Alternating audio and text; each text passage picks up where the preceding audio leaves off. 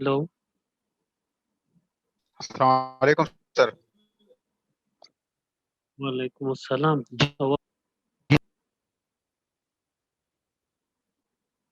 Toll राला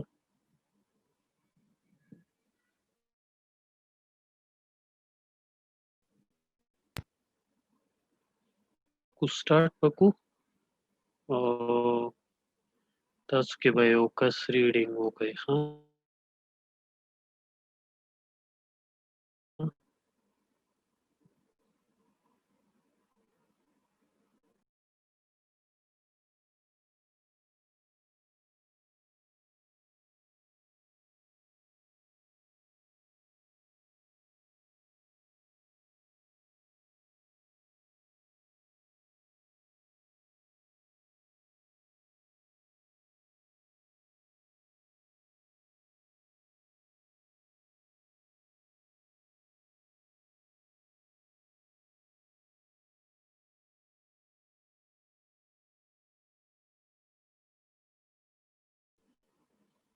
hello. Sir जी sir, start आप किया आवाज। रिव्यू कर सकते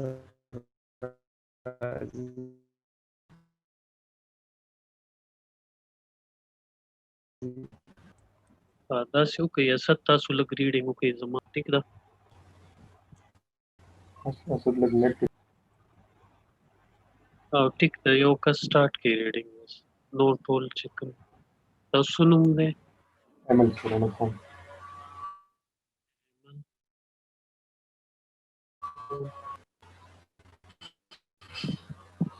स्टार्ट में आवाज क्लियर होगा। स्टार्ट किया मला। जी जी क्लियर है। बस OCT first optical, then is coherence, it is constant phase difference, that is monochromatic light, it is essential for interference. And then is tomography, which is imaging by sections. So simply OCT means to image tissue by slices using coherent properties of light. Optical coherence tomography is an established medical imaging technique that uses light to capture micrometer resolution 3D, for example, biological tissue. ठीक है, सो coherence और optical और tomography यहाँ से है कि light से coherence एक फेज में, जब लाइट्स मोनोक्रोमेटिक लाइट एक फेज में होती है तो इंटरफेरेंस होती है, ठीक, उससे इमेज बनता है। और ऑप्टिकल कोहेरेंस टोमोग्राफी जो है मुख्तलिफ फील्ड्स में यूज़ होता है, जिस तरह आई में भी यूज़ होता है, स्किन में भी यूज़ होता है, ठीक है।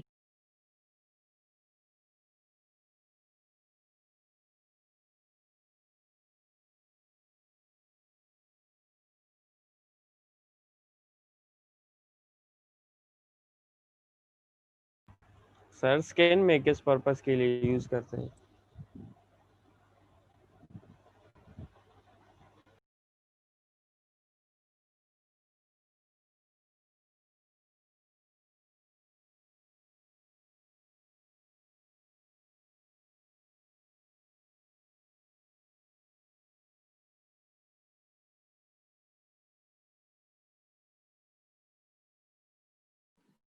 ये स्लाइड शो में थोड़ा सी प्रॉब्लम आ रही है तो यहाँ से बस आप करें, ठीक है। और स्किन में जो सुपरफिशियल स्ट्रक्चर है ना, उसकी इसी तरह इमेजिंग होगी जिस तरह हमारी आई की होती है। एग्जैक्ट तो मुझे नहीं पता, बस इसी तरह होगा जिस तरह हम रेटिना का स्ट्रक्चर इसे करते हैं डिफरेंट, इसी तरह स्किन में भी होगा। स्किन है कार्डियोवास्कुलर सिस्टम में बहुत सारी जगहों पे यूज होती है।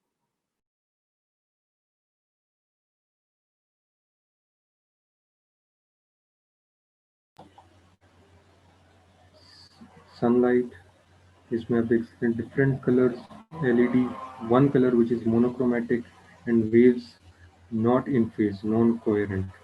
Laser, one color monochromatic and waves in phase which are coherent.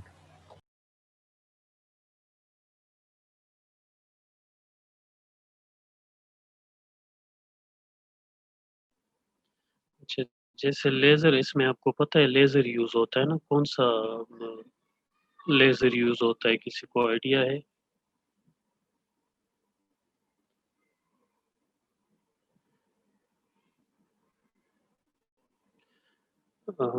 Laser इसलिए यूज़ होता है कि एक तो मोनोक्रोमेटिक है और फिर इसके जो है वो कोहेरेंट है, एक फेज़ में जाती है ना इसकी वो।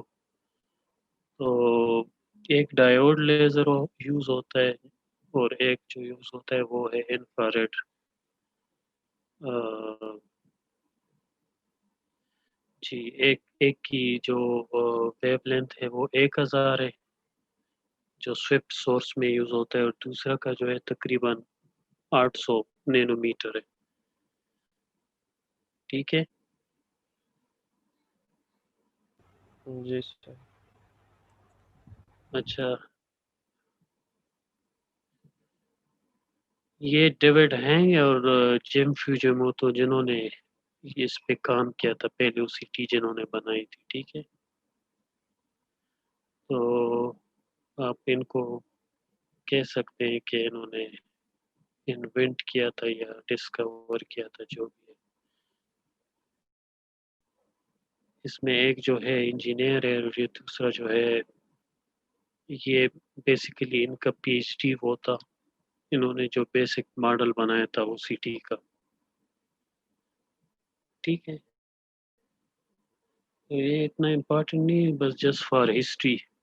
ये फोरियर का नाम, फोरियर डोमेन फिजिक्स, आप सुनते होते हो इसमें, फोरियर डोमेन ओसीटी। तो ये बेसिकली ये जोसेफ फोरियर था।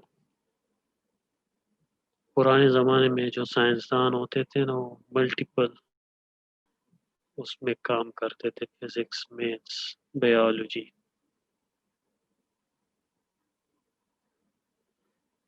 This was the first ever OCT image जो कि पब्लिश हुआ था। ठीक है, तो इसमें आपको ये रेटिना नज़र आ रहा है, आरपीई नज़र आ रहा है, विट्रस है, ब्लड वेसल है ये। ठीक है,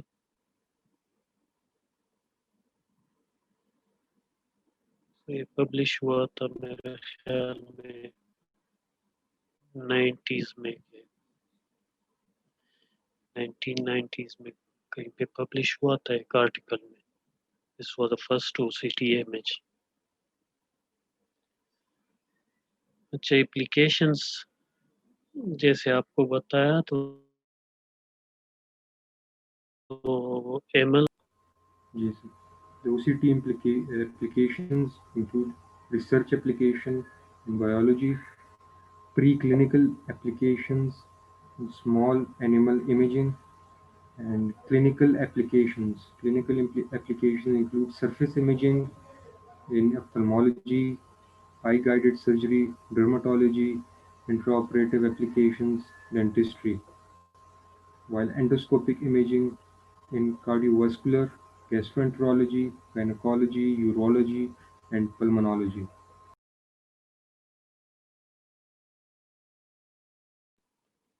इसमें जो ऑप्थल्मोलॉजी में आपको पता है कि यूज़ होती है आई गाइडेड सर्जरी, ये है कि कुछ माइक्रोस्कोप पे सीटीज लगी होती हैं, तो उस पे आप, जैसे अगर आप ईआरएम आप पील करना चाहे एपीरेटिनल मेम्ब्रेन, तो वो आपको सीटी उस माइक्रोस्कोप में इनकॉर्पोरेटेड होती है, आपको पता चलता है कि ये अब मैं ईआरएम पील कर रहा हूँ। ठीक है, तो ये इसको आई गाइडेड सर्जरी का ये मतलब है। इंट्राऑपरेटिव एप्लीकेशन भी यही है कि ड्यूरिंग कुछ सेंटर्स में माइक्रोस्कोप के साथ ओसीटी होती है, तो इंट्राऑपरेटिवली उस ओसीटी से आप देखते हैं कि कौन सी जगह पे आप ऑपरेट कर रहे हो।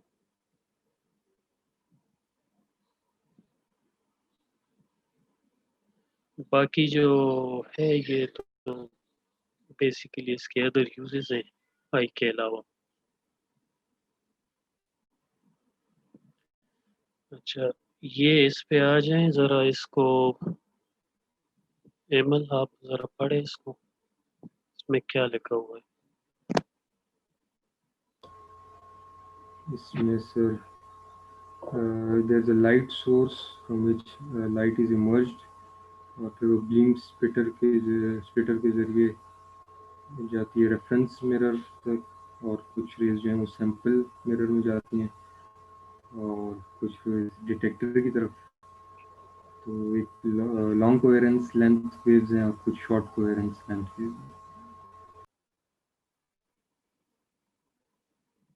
ठीक है, ये जो है बेसिक मॉडल है उसका, ओसीटी का। लाइट सोर्स होता है जो कि बेसिकली लेजर होता है, एक बीम स्प्लिटर होता है, एक रेफरेंस मिरर की तरफ जाता है, और एक जो आई की टिश्यू है वहाँ जाती है। फिर ये दोनों रेज जो सैंपल मिरर और रेफरेंस, सैंपल मिरर मीन जो टिश्यू है वहाँ से रिफ्लेक्ट होके और रेफरेंस मिरर से रिफ्लेक्ट होके यहाँ पे इंटरफेरेंस होती है और वो डिटेक्ट होता है आप मॉनिटर पे।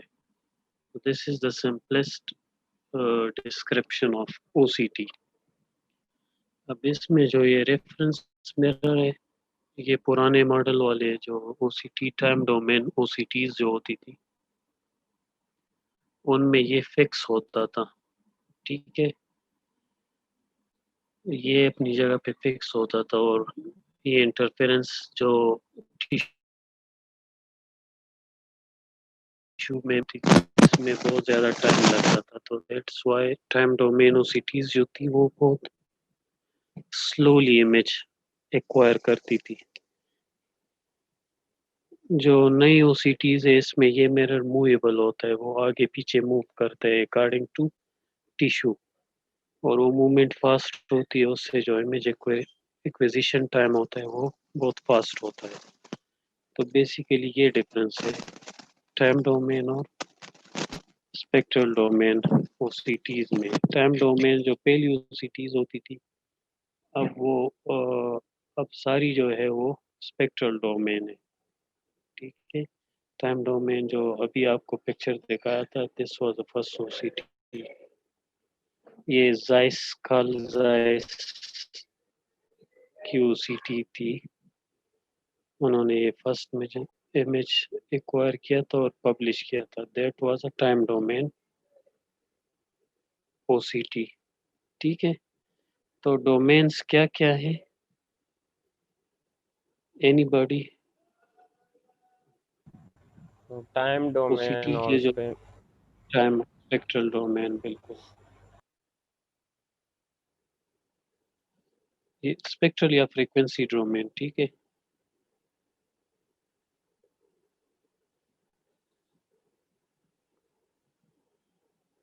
ये वही डायग्राम है सुपर लुमिसेंट डायोड लेजर। ठीक है, और फिर यहाँ से लाइट जाता है बीम स्प्लिटर में, एक आई में जाता है और एक जो है रेफरेंस मिरर में जाता है। रेफरेंस मिरर इज मूवेबल, वहाँ से इंटरफेरेंस होती है, फिर डिटेक्ट होता है डिटेक्टर में, और फिर डेटा एक्विजिशन, और फिर आपका एक इमेज आता है, एक्सेल स्कैन आता है। ठीक है, एक्सेल स्कैन और बी स्कैन का आपको अभी आगे आएगा कि एक्सेल स्कैन क्या होता है और बी स्कैन क्या होता है। तो ये जस्ट बेसिकली कुछ डिटेल की ज़रूरत नहीं है, लेकिन बेसिक जो डिफरेंस है वो ये है कि ये फास्ट क्यों होता है, टाइम डोमेन स्लो क्यों होता है।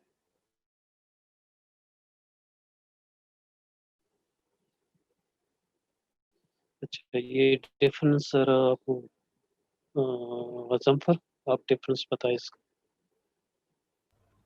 जी sir. Time versus Fourier domain OCT. Time domain OCT. A scan generated sequentially, one pixel at a time of 1.6 seconds.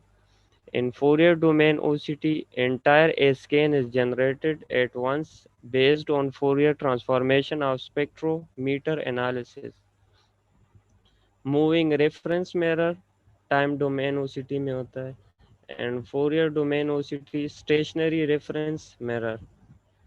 फिर इसमें हमारे पास 400 टाइम डोमेन ओसीटी में हमारे पास 400 स्कैन्स पर सेकंड होते हैं, और फोरियर डोमेन ओसीटी में हमारे पास 26,000 स्कैन्स पर सेकंड। फिर रिजोल्यूशन टाइम डोमेन ओसीटी की 10 माइक्रोन है और फोरियर डोमेन ओसीटी की 5 micron. time domain OCT slower than eye movement, and in Fourier domain OCT faster than eye movement.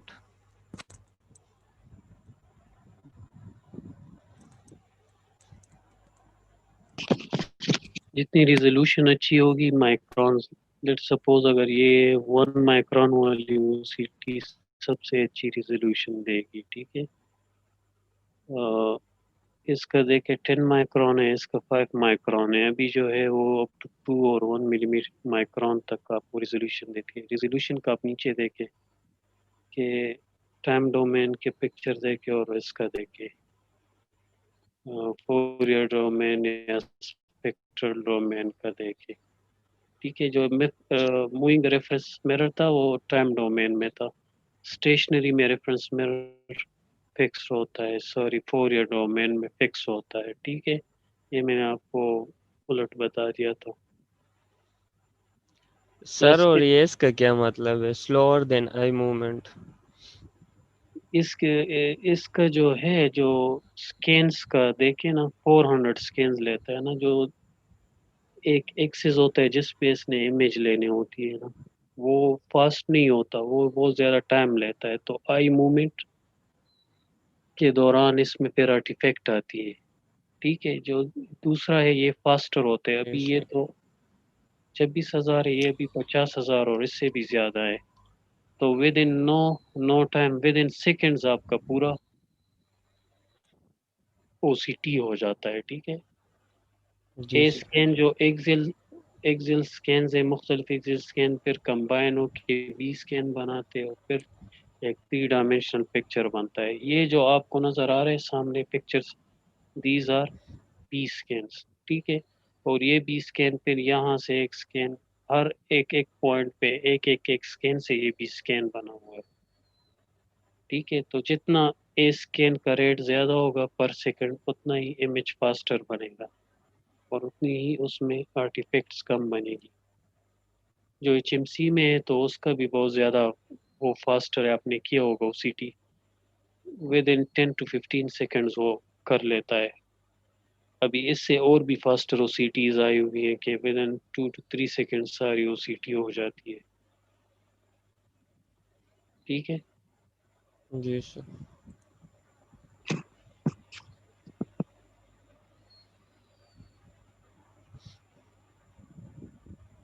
Any question? नहीं है सर। अच्छा, ये वो ए स्कैन वर्सेस बी स्कैन वाली बात है। देखो ये जो एक रेड लाइन इसने एरो किया हुआ है, ये एक स्कैन है और ये सारे स्कैन मिल के आपको एक बी स्कैन देते हैं। आपको जो एक स्लाइस नजर आता है आपको सीटी में, तो वो बेसिकली बी स्कैन होता है। और जो सिंगल पॉइंट पे जो एंट्री होती है जहाँ से इंफॉर्मेशन कंबाइन होकर ये बी स्कैन बनता है, उसको कहते हैं ए स्कैन। और फिर इस ए स्कैन को हम करते हैं कंबाइन, बी स्कैन को कंबाइन करके एक 3D इमेज बनता है। आप लोगों ने देखा होगा मैकुला का भी एक 3D आप बाजू सिटीज में होता है।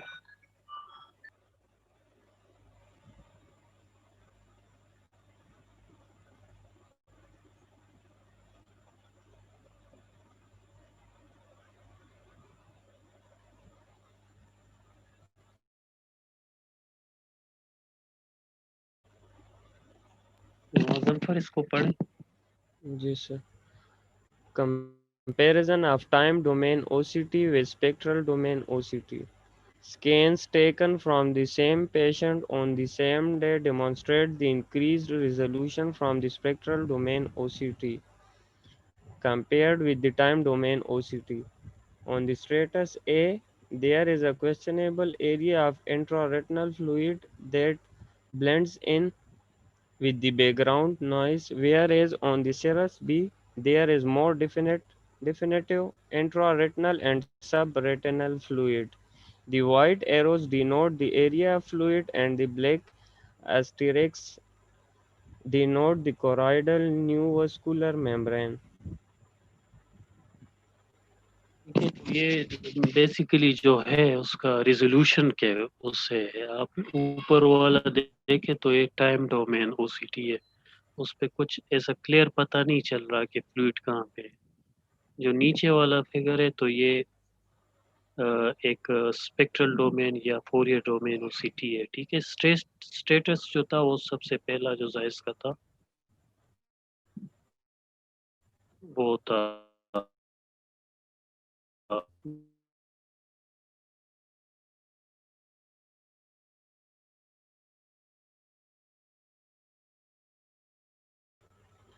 देखो, स्प्लिटिंग और फ्लूइड में इस तरह की दिक्कत नहीं होती। स्प्लिटिंग और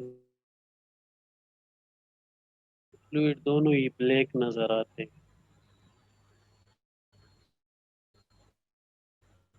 ठीक है, इसमें जी आपको हाइपर रिफ्लेक्टो या कलर में जितना हाइपर रिफ्लेक्टो होगा वो रेड नजर आएगा, उससे कम ऑरेंज नजर आएगा, उससे फिर इस तरह ग्रीन नजर आएगा। ठीक है, ग्रीन जो है वो हाइपर रिफ्लेक्टो है और रेड जो है या ऑरेंज जो है वो हाइपर रिफ्लेक्टो है।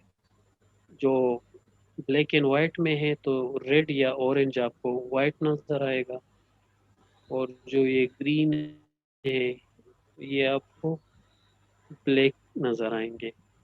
जितना वाइटिश होगा उतना ही हाइपर रिफ्लेक्टिव स्ट्रक्चर होगा। ठीक है, जितना कलर ऑरेंज होगा या रेड होगा, दिस मीन कि ये हाइपर रिफ्लेक्टिव है।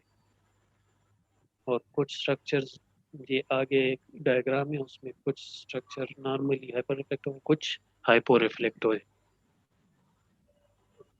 हाइपर रिफ्लेक्टिव जो ज़्यादा होगा वो वाइट नज़र आएगा, जो हाइपो रिफ्लेक्टिव होगा वो ब्लैक नज़र आएगा। और अगर कलर कोडिंग में करते हैं तो रेड या ऑरेंज हाइपर रिफ्लेक्टिव, और जो ग्रीन है ब्लू है वो हाइपो रिफ्लेक्टिव है।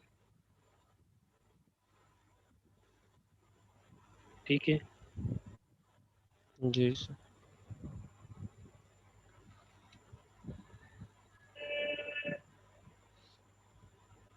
या फिर फ्रिक्वेंसी डोमेन में जो एक दो है, स्पेक्ट्रल डोमेन है और स्विफ्ट सोर्स है। स्विफ्ट सोर्स अभी नई टेक्नोलॉजी है। इसमें जो वेवलेंथ का फ़र्क होता है, एक में लॉन्गर वेवलेंथ यूज़ होता है तकरीबन 1000 तक, तो उसकी पेनिट्रेशन ज़्यादा होती है अप टू द कोराइड। जो ओ सी टी एन जी ओ का नाम सुना होगा, ओ सी टी एन जी ओ में ज़्यादातर स्विफ्ट सोर्स ही हैं, और वो इसलिए कि इसकी पेनिट्रेशन ज़्यादा होती है। उसके कुछ एडवांटेजेस हैं। एक ये है कि पेनिट्रेशन ज़्यादा है।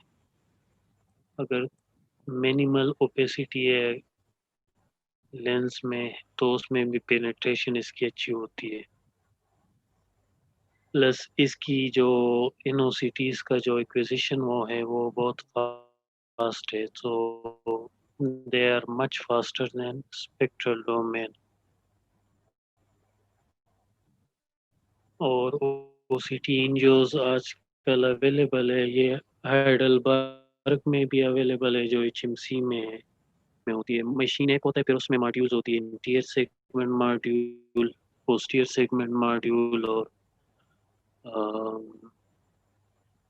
उसमें फिर पोस्टीरियर सेगमेंट मॉड्यूल में फिर ये है कि ओसीटी एंजियो है, सिंपल ओसीटी है। तो मॉड्यूल में ओसीटी एंजियो नहीं है, लेकिन हाइडलबर्ग जो एक है उसमें ओसीटी एंजियो भी आती है। ये स्विफ्ट सोर्स ज़्यादातर जो होती हैं वो ओसीटी एंजियो होती है।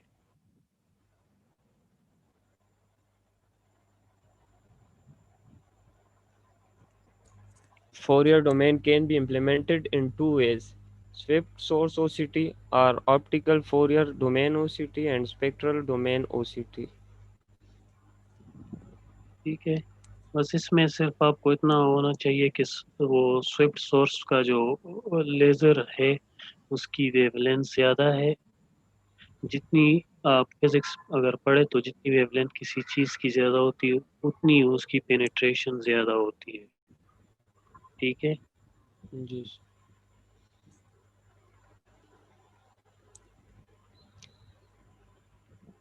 Spectral domain OCT: broad spectrum superluminance luminescent diode laser wavelength at 40 nanometer used as light source. Spectrometer based implementation of Fourier transform. A Fourier transform converts the spectrum into axial scan. ये सारी जो physics की बातें हैं कि Fourier transformation क्या चीज़ है, बस ये इसमें यूज़ होती है।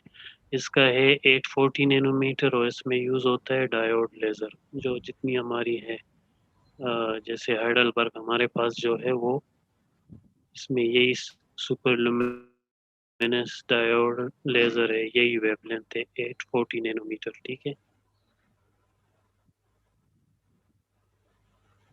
स्विफ्ट सोर्स पढ़े। Swift source OCT, a long wavelength 1050 nanometer tunable laser light used as a light source. This light source is capable of producing a number of different wavelengths. It sequentially scans through individuals to the reference arm. Fourier transformer is used to get axial scan. ठीक है, तो wavelength का फर्क है और plus इसका ये है कि पेनिट्रेशन का फर्क है। वो कोराइड तक जाती है लेकिन डिटेल्स कोराइड की विजिबल नहीं होती, क्योंकि स्विफ्ट सोर्स से उसमें कोराइड के वस्कुलेचर कोरियो के कैपिलरीज के जो 3 लेयर्स हैं, larger arteries, medium size arteries और कैपिलरीज, और उसके लेयर्स की स्ट्रक्चर आपको देता है, जो कि वो सिर्फ आपको क्रस्ट स्ट्रक्चर के बारे में बताता है। ठीक है, जी सर। ये मुख्तलिफ कंपनियां हैं जिनके नाम आपने सुने होंगे, टॉपकॉन, कार्ल ज़ाइस, हाइडलबर्ग, ऑप्टिव्यू और ये बाप्टिजन। जो सबसे पहली ओसीटीन जो आई थी तो वो ऑप्टिव्यू की थी। ऑप्टिव्यू ने सबसे पहले ओसीटीन जो की थी है। टॉपकॉन के भी अवेलेबल हैं, हाइडलबर्ग की भी अवेलेबल है और जाइस की, इन सब की ओसीटी एनजीओज अवेलेबल है। ठीक है, हमारे पास जो एचएमसी में है दैट इज हाइडलबर्ग ओसीटी। अच्छा, इसको आप देखें, सो ये ब्लैक एंड वाइट जो पिक्चर है, इस तरह hyper reflector, hypo reflector. Hello, yes जी जी सर आ रहे हैं। ठीक।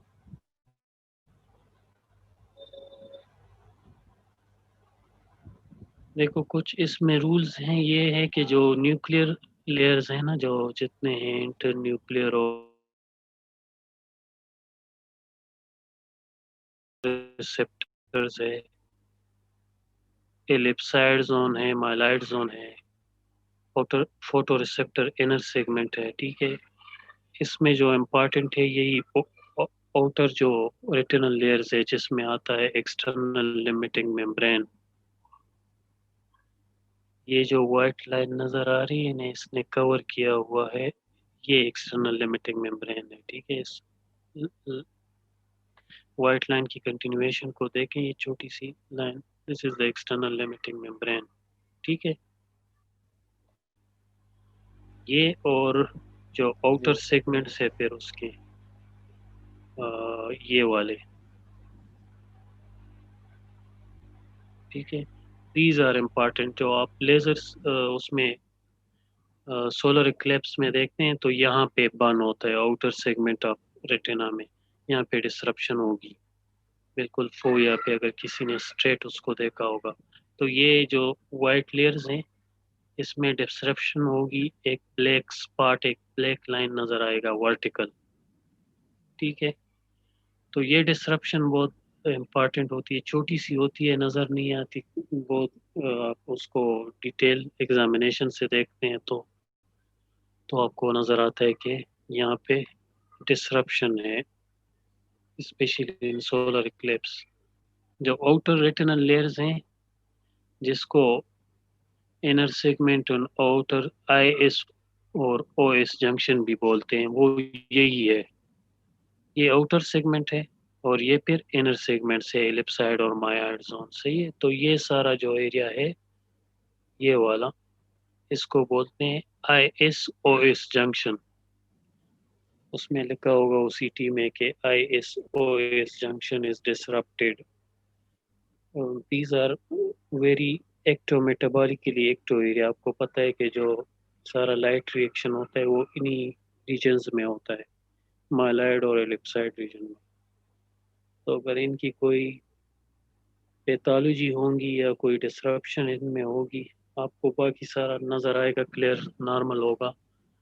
इनकी डिसरप्शन होगी तो फिर विजन डिक्रीज होगा। ठीक है, नर्व फाइबर लेयर ये है, ये जो सबसे ऊपर है white.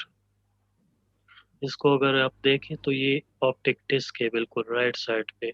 This is optic nerve fibre layer जो है ऑप्टिक डिस्क की तरफ जब जाता है वहाँ उसकी थिकनेस ज़्यादा होती है। इस साइड पे देखें तो नर्व फाइबर लेयर थिकनेस कम है as compare to the one going to the optic disc. ये ऑप्टिक डिस्क वाली एरिया है।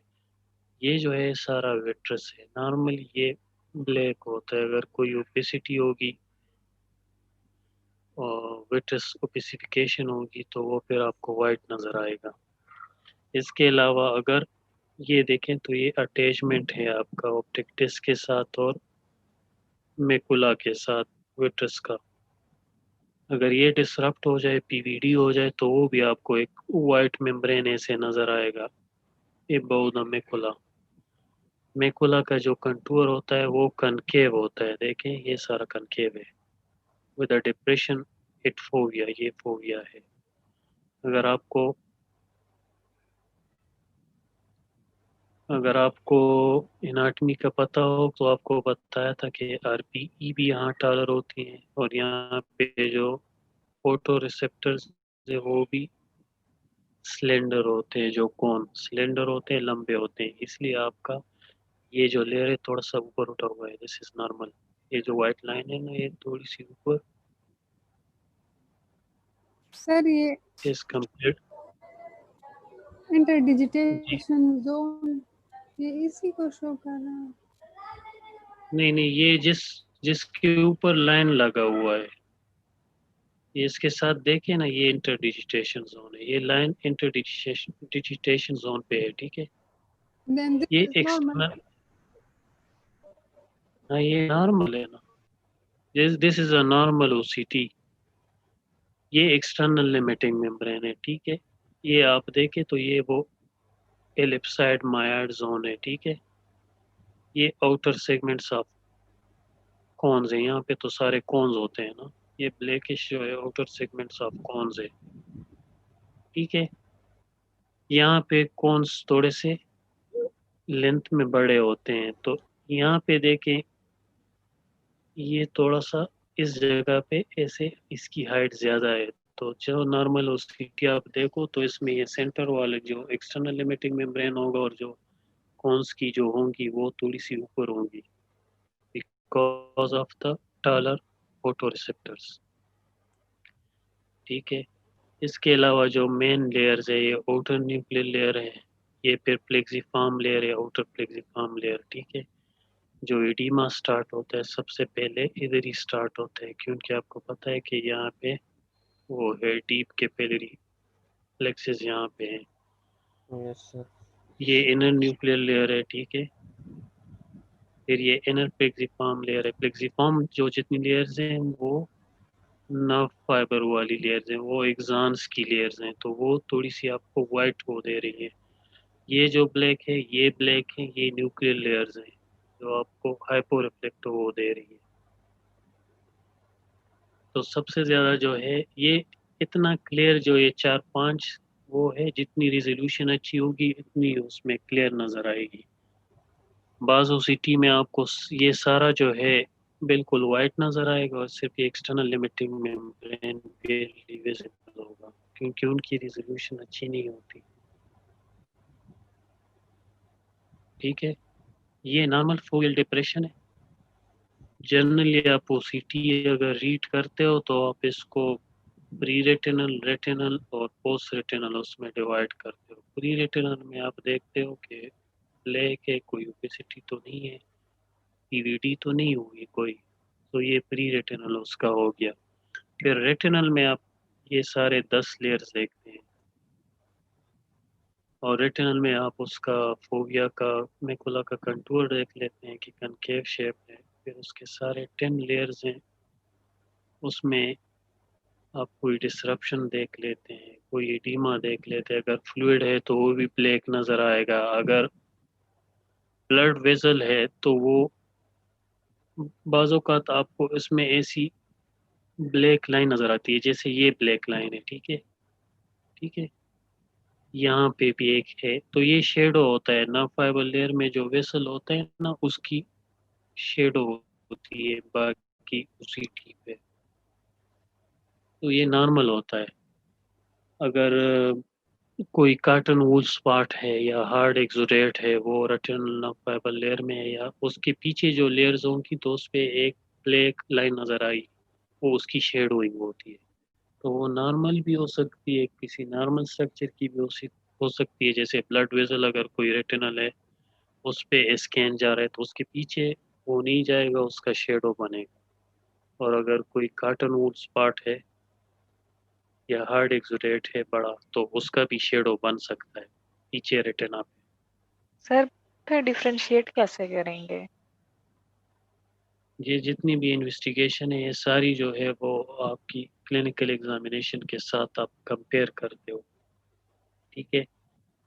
आप देखते हो या तो जो ब्लड वेसल्स का है वो तो आपको सही पता चल जाता है, वो इसके अपने जो रेस्टर लाइंस होती हैं वो बने होते हैं, आपको बताया होता है कि ये जो भी स्कैन है ये इस लाइन का है, और उसके साथ आपका फंडस फोटोग्राफ भी होता है, ठीक है।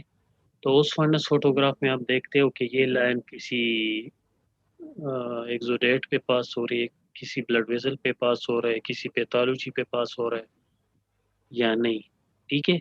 सारे सारे लाइन नहीं पास होते हैं, वो उसमें 12-16 लाइंस होती है, तो वो जो भी स्कैन होता है वो उसी लाइन पे होता है जिसको हाईलाइट किया होता है, ठीक है। अगर फोविया के बिल्कुल ऊपर लाइन है, यूजुअली हम उसको लेते हैं ना, जो हम सीडी में भी देते हैं, तो कोशिश करते हैं कि बिल्कुल जो सेंटर वाला फोविया है वो वाला एक पिक्चर दे दें प्रिंट करने के लिए स्पेशली, के जो बाद में दिखाते हैं हमें।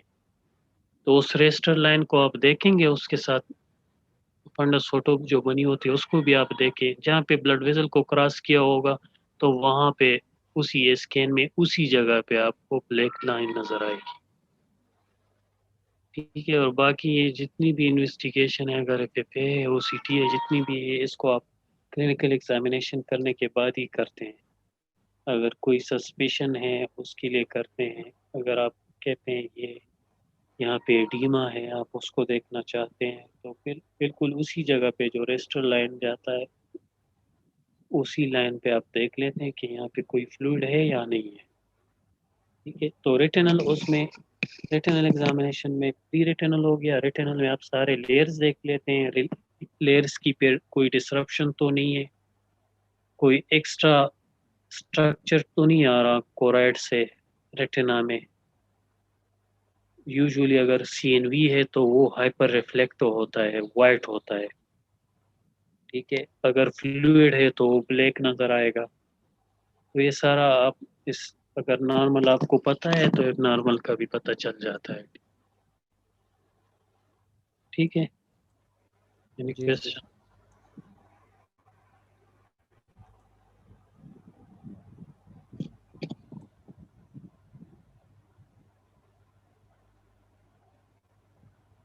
ठीक है। और फिर सर जो जी जी, वेसल भी हमारे पास ब्लैक शो होंगे? नहीं नहीं, वेसल्स आप देखें ना, वो जो पुरानी वो है में भी नहीं आया ना वेसल कोई, वेसल का अपना नज़र आता है, उसके वॉल्स भी हाइपर रिफ्लेक्टिव ही होते हैं, जी सर। लेकिन उसके पीछे जो लेज़र वो उसके सरफेस से रिफ्लेक्ट हो जाते हैं क्योंकि वो डेंस होता है ना।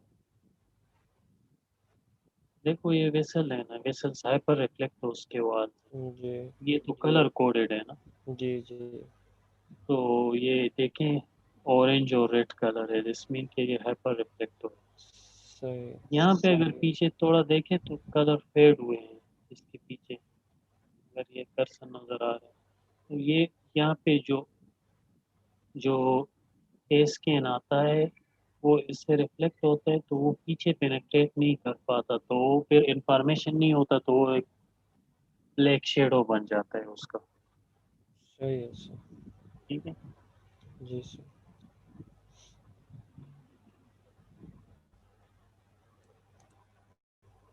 इसके अलावा जो नॉर्मल फोबिया का है वो up to 200 to even up to 280, लेकिन 200 एंड अबव इसको नॉर्मल थिकनेस लेते हैं, जो सेंट्रल फोवियल थिकनेस है, या जिसको सीसीटी भी बोलते हैं। अप टू 280 70 हम नॉर्मल लेते हैं, इससे ज़्यादा जो हो तो वो फिर अब नॉर्मल होता है, लेकिन ये भी डिफरेंट मशीन्स में डिफरेंट होता है। ठीक है, हर एक का अपना रेंज होता है। 200 से भी कम हो तो फिर वो थोड़ा सा हाइपोप्लास्टिक की तरह जाता है, कि ये हाइपोप्लेजिया है, फोवियल हाइपोप्लेजिया। अगर आप ऐसे पेशेंट देख लें जिसमें डिस्ट्रोफीज हो, ठीक है, तो जैसे आरपी हो गया, तो उसका जो सेंट्रल फोवियल थिकनेस होगा वो बहुत ज़्यादा कम होगा। ठीक है, जी सर। इसके अलावा जो ये तो मैकुलर ओसीटी हो गई ना, इसके अलावा ओसीटी फॉर ग्लाकोमा भी है, दैट इज़ अनदर डिस्कशन। उसमें फिर अपने सॉफ्टवेयर्स हैं, वो भी इजी है। वो सिर्फ आपका ये जो नर्व फाइबर लेयर है ये मेजर करता है, ये जो ऊपर है इसकी थिकनेस को मेजर करता है डिफरेंट क्वाड्रेंट्स में, सुपियर, इंफीरियर, टेम्पोरल और नेजल। ठीक है, उसके साथ फिर सॉफ्टवेयर में नॉर्मल पॉपुलेशन की नर्व फाइबर लेयर की थिकनेस होती है। फिर उस नर्व फाइबर लेयर की थिकनेस के साथ जो पेशेंट का नर्व फाइबर लेयर थिकनेस उसको कंपेयर करते हैं, तो फिर वो उसका देता है कि ग्रीन है विद इन नॉर्मल आ रहा है, येलो है बॉर्डर लाइन है, या रेड है। फिर वो गोल सर्कल होता है, उसमें 4 क्वाड्रेंट्स होती है, तो उसमें भी आपको कहता है कि रेड में अगर दिया हुआ है तो वहाँ पे नर्व फाइबर लेयर थिकनेस कम है, और वो सॉफ्टवेयर आपको खुद बता देता है कि ये नर्व फाइबर लेयर थिकनेस अभी इसमें कम है। लेकिन आपने फिर देखना होता है उसके साथ ऑप्टिक नर्व डिस्क और उसकी कपिंग, और उसके साथ फिर आईओपी, ये सारी चीज़ें आप कंपेयर करते हो, क्योंकि आपको पता है कि नर्व फाइबर लेयर थिकनेस मायोप्स में भी कम हो सकती है, अगर किसी को ऑप्टिक न्यूराइटिस हुआ है तो उसमें भी कम, अगर वो है पेल डिस्क है तो उसमें भी नर्व फाइबर लेयर थिकनेस कम हो जाती है। तो उसको फिर आप क्लिनिकली और अदर पैरामीटर के साथ आप देखते हैं, ओसीटी आपको सेट अवे दे देगा कि आउटसाइड नॉर्मल लिमिट। ठीक है, अगर नर्व फाइबर लेयर की थिकनेस किसी भी वजह से कम हो, चाहे वो ग्लाकोमा हो, चाहे वो ऑप्टिक डिस्क पेलर हो, कोई ऑप्टिक न्यूराइटिस हो उसकी वजह से हो, तो वो आपको दे देगा कि आउटसाइड नॉर्मल लिमिट रेड में दे देगा, और जो उसका अपना लाइन होगा वो भी रेड में जाएगा, डिप करेगा। तो इसको आपने देखना होता है, एज अ होल देखना होता है कि ये नॉर्मल है कि अब नॉर्मल है। जी सर।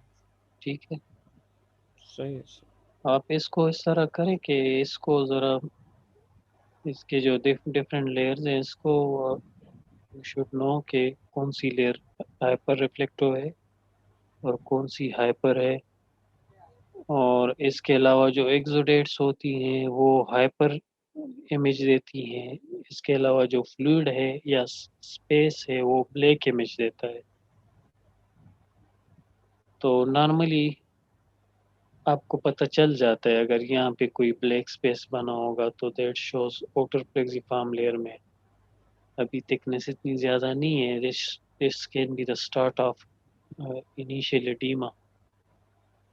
ठीक है, सेंटर इन्वॉल्विंग मैकुलर एडिमा फिर हम किसको बोलते हैं, जिसमें ये फोविया जो है इन्वॉल्व हो जाए, ठीक है, इसकी थिकनेस ज़्यादा हो जाए। कुछ ओसीटीज आपने देखी होंगी कि ऐसी पेरिफेरी में मैकुला में एडिमा होगा, उसका सेंटर नॉर्मल होगा, यहाँ पे ब्लैक स्पेस नज़र आएगा, ये थिक भी होगा, लेकिन फोविया उसका स्पेयर होगा,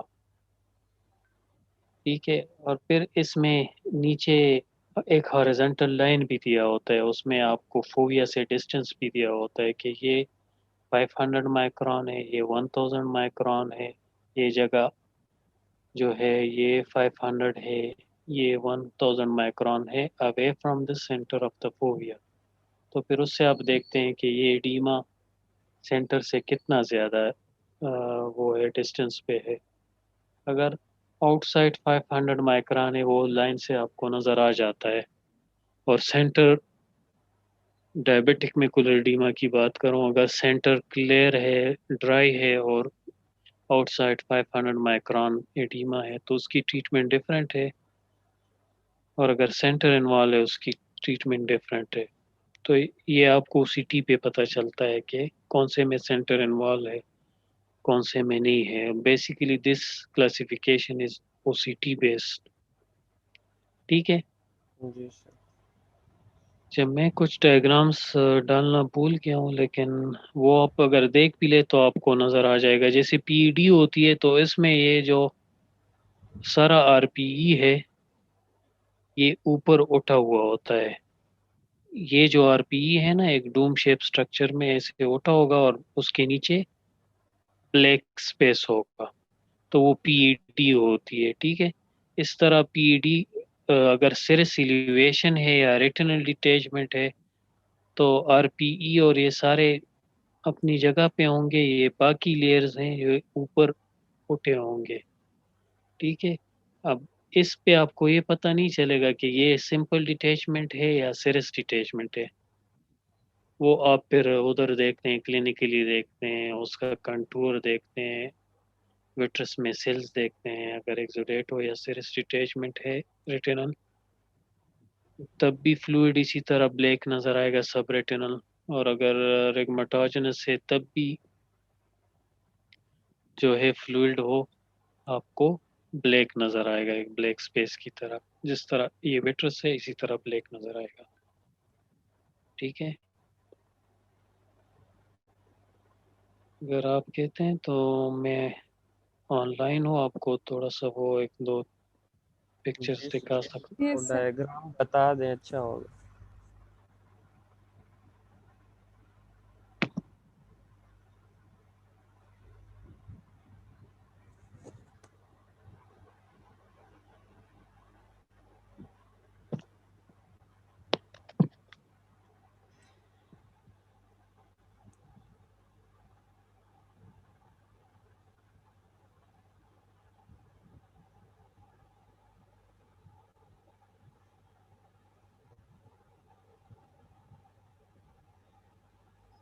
ठीक है, ये सारा नज़र आ रहे हैं ना। जी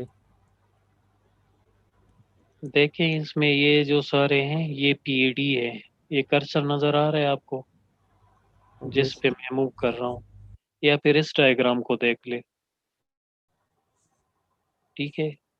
इसमें देखें कि ये आरपीई लेयर है, ठीक है, और ये सारा रेटिना ऊपर उठा हुआ है। इसमें ये एक सेप्टा भी है, ये जो वाइट नज़र आ रहा है इसको सेप्टा बोलते हैं, इसको लेबल भी किया हुआ है। कुछ डिजीजेज में ये सेप्टाज होती हैं, ठीक है, जैसे कि उसमें वीकेएच डिजीज है, वो कोयनागी हरारा सिंड्रोम, उसमें ये टिपिकल सेप्टाज होती हैं, सिरस एलिवेशन होती है। ये लिखा हुआ है दूसरे डी वाले पिक्चर में सब रेटिनल फ्लूइड, ये आरपीई नीचे आपको हाइपर रिफ्लेक्टिव नजर आ रहा है, ठीक है। जो कनकेव शेप्ड होता फोविया का दैट इज लॉस्ट, अब ये कन्वेक्स बन गया है उसका कंटूर विच इज एबनॉर्मल, और सारे लेयर्स ऊपर उठे हुए हैं, ये सारे आपको ब्लैक नजर आ रहे हैं, ठीक है। ई में देखें तो ई में जो है एक पीडी चोटी है, क्योंकि पीडी क्यों है कि आरपीई भी ऊपर उठे हुए हैं, एक डूम शेप आर्किटेक्चर है, इसको बोलते हैं पीईटी। उसके ऊपर देखे और रेटिनल लेयर्स भी उठे हुए हैं और उसके नीचे ये एसआरएफ भी है ब्लैक। सो ये बेसिकली पीईडी है और प्लस उसके साथ एसआरएफ है।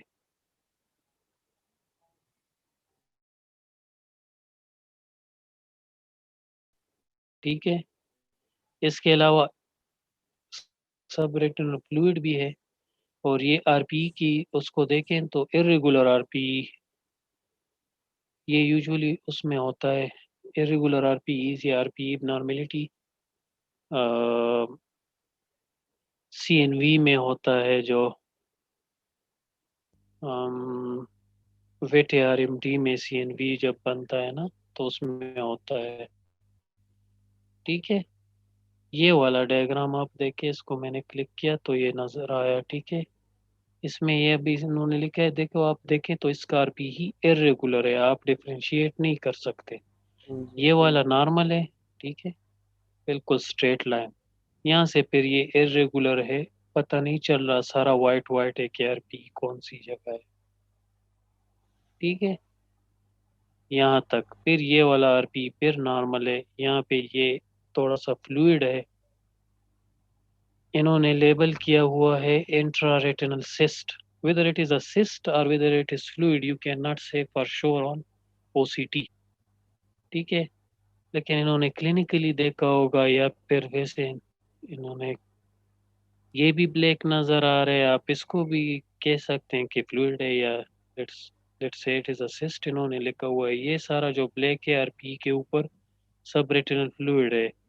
तो ये वाला वाइट वाइट फाइब्रोवास्कुलर पीईडी है, pigment epithelial detachment. Pigment epithelial detachment की फिर फोर फोर टाइप्स हैं। एक फाइब्रोवास्कुलर है, एक सिरस है, ठीक है, एक सिंपल पीडी है। तो फाइब्रोवास्कुलर ये सारी सीएनवीस की टाइप्स है, कोराइडल न्यूवास्कुलर मेम्ब्रेन सीएनवी। और most of the wet AMD patient में आपको फाइब्रोवास्कुलर पीईडी या सिरिस पीईडी, ये वाला सिरिस पीईडी है। ठीक है, ठीक है, ये आपको उसमें नज़र आ सकता है वेट एएमडी में। ठीक है, जी तो इसमें आप देखें, जैसे इस डायग्राम को आप देखें, इसको मैंने जैसे आपको कहा कि आप इसको 3 उसमें डिवाइड करें। एक प्री रेटिनल, तो प्री रेटिनल सारा ब्लैक वो नज़र आ रहा है। ठीक है, फिर रेटिनल ये मेकुलर ओसिटी है, तो मेकुला का कनकेव्स जो वो होता है normal, that is last shape generally आप देख लेते हैं। तो this is an abnormal OCT macula, वो कनकेविटी बिल्कुल लॉस है और कन्वेक्स बन गए, सारे लेयर्स ऊपर कोटे हुए हैं, उसके पीछे ब्लैक स्पेस है, दैट इज सब रेटिनल फ्लूइड। और उसके नीचे सबसे नीचे फिर आरपीई भी ऊपर को डिटेच हुआ है, उसको बोलते हैं पिगमेंट एपिथेलियल डिटेचमेंट पीईडी। सो रेटिनल रेटिनल लेयर पे आप इस तरह कमेंट करेंगे कि वेटस नॉर्मल है, ब्लैक है, कोई ओपेसिटी नहीं है, कंटूर लॉस है, कन्वेक्स कंटूर है मैकुला का, लेयर्स ऊपर कोटे हुए हैं और एसआरएफ है और पीईडी भी है। ठीक है, सर, इसमें हमारे पास जो सिस्ट और डिजेनरेशन होती है वो हाइपर इकोजेनिसिटी को शो करेंगे, तो उसमें हाइपर होगा। सिस्ट जो है वो उसके अंदर जो सिस्ट के वॉल आपको हाइपर दे सकती है, लेकिन जो सिस्ट के अंदर जो अगर फ्लूइड है तो वो आपको हाइपो देगा। ठीक है, जी। और डिजेनरेशन सर वो किस तरह नजर आएंगी? किस चीज़ की रीजनरेशन? अगर एमडी वगैरह है सर, उसके लिए हम कर रहे हैं। तो एमडी के लिए अगर आप डिजनरेशन है और सारी रेटिना बिल्कुल डिजनरेटेड है, आपको स्क्लीरा नजर आए, तो फिर तो आपको कुछ भी नहीं नजर आएगा, रेटिनल लेयर्स तो नहीं नजर आएंगे ना।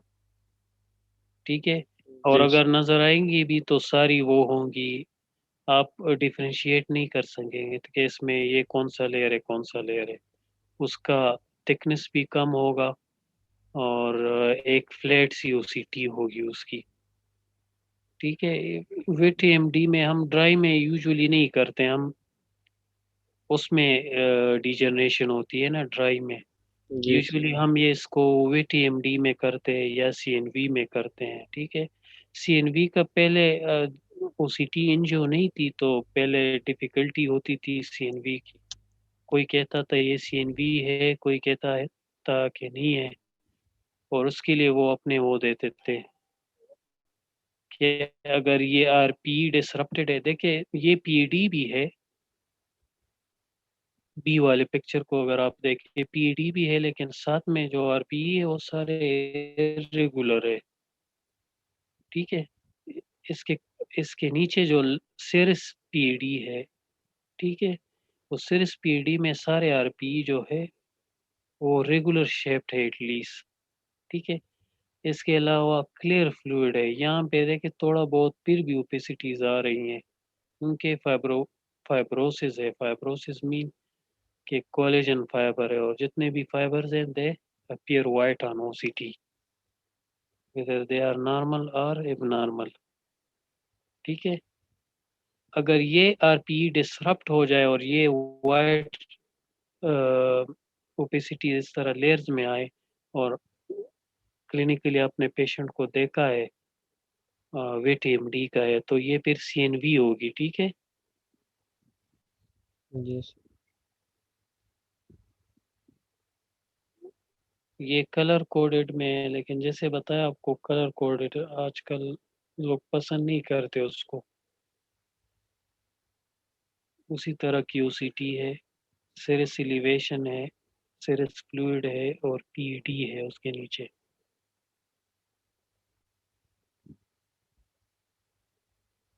ठीक है।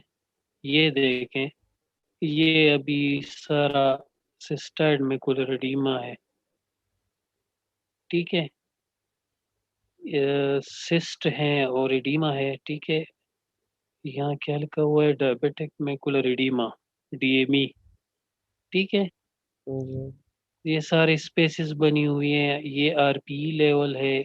इसमें भी आपको लेयर का नहीं पता चल रहा कि कौन सा लेयर है, लेकिन सारी डिसरप्टेड ही है, ठीक।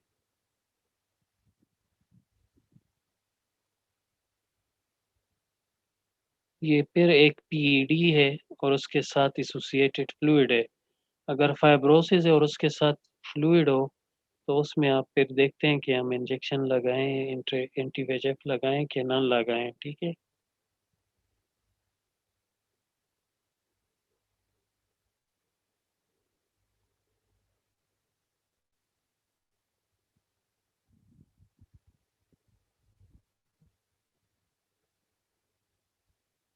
तो ये डिफरेंट इसके पिक्चर्स है, लेकिन आप अगर नॉर्मल आपको समझ आ जाए तो एबनॉर्मल को पिक करना फिर आसान है।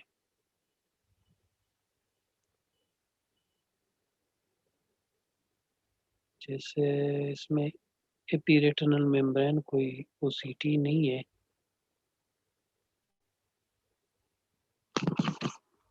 मैं भी सर्च करता हूँ एपीरेटिनल मेम्ब्रेन।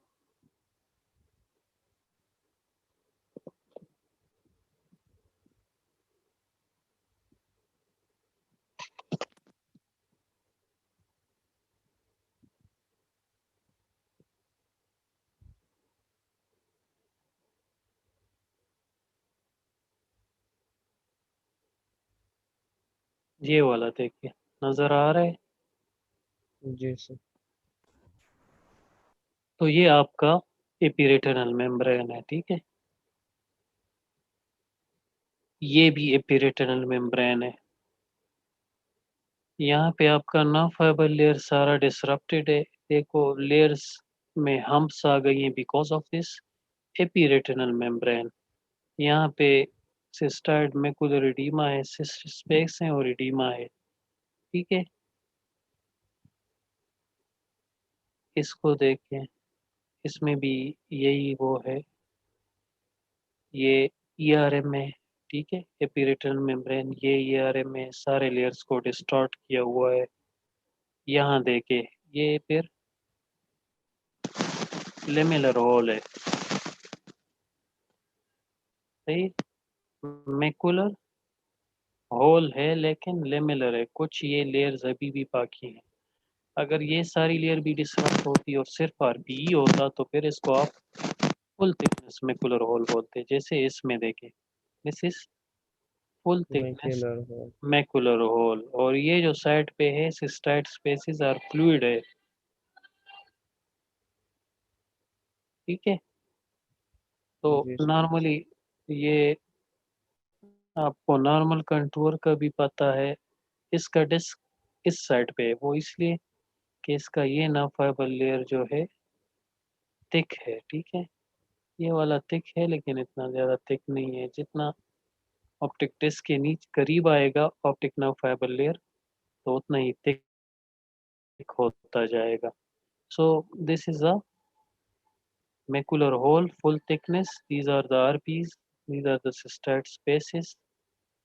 ये कुछ लेयर्स आपको नजर आ रही हैं, जैसे ये नर्व फाइबर लेयर है, ठीक है, ये इनर प्लेक्सिफॉर्म लेयर है, ये फिर वो न्यूक्लियर लेयर है, ठीक है।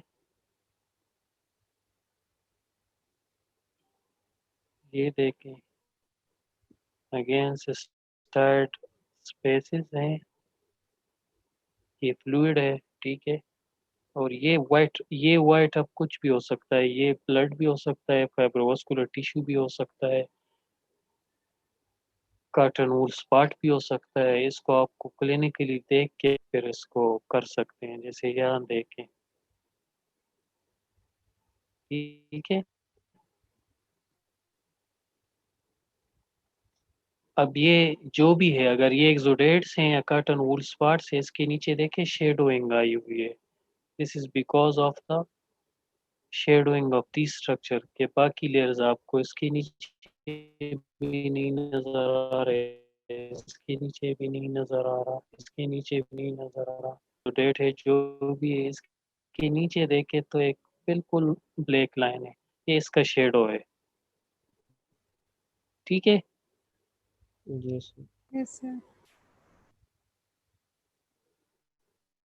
तो मेरे ख्याल में इतना काफ़ी है, इससे आगे भी है।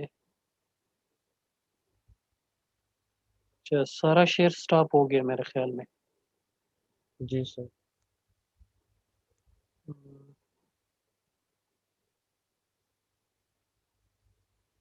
ठीक है, तो ये डिफरेंट ओसीटी पिक्चर्स थी, ये सारी जो है ये मॉड्यूल्स हैं, interior segment EDI mean enhance deep imaging, enhance deep imaging, जो आपका कोराइड जो नहीं नज़र आता तो उसमें एनहांस डिप इमेजिंग यूज़ होती है, वो आपका थोड़ा बहुत कोराइड वस्कुलेचर आपको बता देता है। Wide field OCT, ultra wide field OCT, ये फिर जो जितना एरिया का इमेज देता है, कुछ पोल का देती हैं 30 डिग्री, कुछ इक्वेटर तक देती है, और कुछ जो है वो बिल्कुल पेरिफेरी है, इवन अप टू ओरा सेरेटा भी आपको इमेज देती है। तो ये है एफ ए है फंडो ऑटोफ्लोरेसेंस, फंडस ऑटोफ्लोरेसेंस, ये भी इसमें है, ओसीटी में मॉड्यूल्स होती हैं। कोई आपने डाई इंजेक्ट नहीं किया होता लेकिन आपको जितने स्ट्रक्चर ऑटोफ्लोरेंस देती हैं तो वो आपको नज़र आती हैं इस पे, और इससे आप फिर फंडस ऑटोफ्लोरेंस की अपने स्ट्रक्चर से अपनी उसकी फ्लोरेंस होती है, जैसे आरपीई है तो उसकी फ्लोरेसेंस होती है। तो फंडस ऑटोफ्लोरेसेंस पे आप उसको देखते हैं कि ये जो फ्लोरेसेंस है अभी लास्ट है कि नहीं, ठीक है। ट्रू ट्रैक टेक्नोलॉजी जो आई मूवमेंट को ट्रैक करती है कि आई मूव करे तो उसके साथ ओसीटी भी मूव करे, कि इमेज डिस्टॉर्शन ना हो, ठीक है। ये सारे मॉड्यूल्स है, इसके अलावा ओसीटी एनजीओ है जो अभी नहीं आई है, तो ओसीटी एनजीओ ये डिफरेंट फील्ड्स ऑफ इमेजेस है। ये देखे तो सिर्फ आपको पोल नज़र आ रहे हैं, इसमें देखे तो अप टू द इक्वेटर नज़र आ रहे हैं, इसमें देखे तो इसमें ज़्यादा एरिया नज़र आ रहा है। इमेज छोटा हो गया लेकिन फील्ड ऑफ व्यू ज़्यादा हो गया है।